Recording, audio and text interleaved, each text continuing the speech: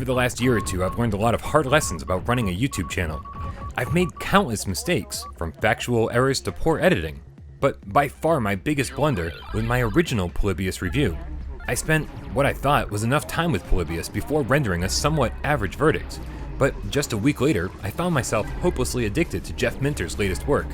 So it's finally time to right this horrible wrong and set the record straight in my first ever re-review.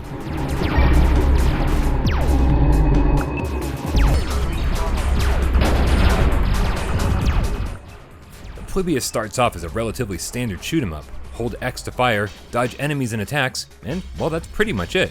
Almost no instructions are given, so it's up to the player to figure things out for themselves over the course of the next 50 levels. So let me get you started.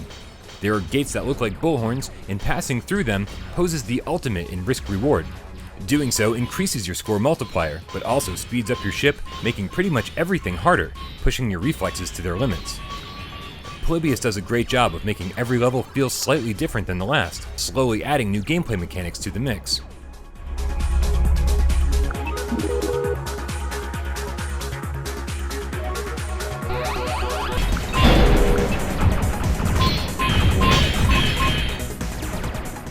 But all this doesn't come without a word of warning, because Intense doesn't even begin to describe the 80s-inspired audio-video onslaught that Polybius assaults your senses with.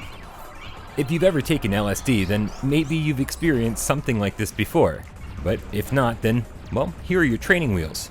The flashing lights and intentionally blurred visuals intensify as the game gets harder. And I swear I'd forget to blink or breathe for entire levels.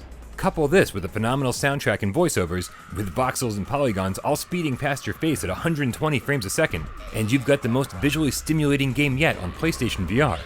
Res Infinite comes close, but Polybius is king.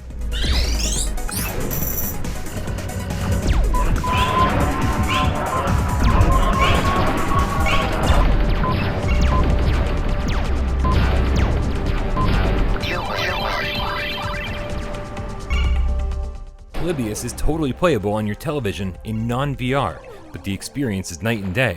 The video here just can't convey the feeling of being inside this myth of a retro arcade game. So trust me when I say that you have to try this one for yourself. I mean, it was worth doing a brand new review for. So put on your VR headset and your headphones, and say goodbye to your life.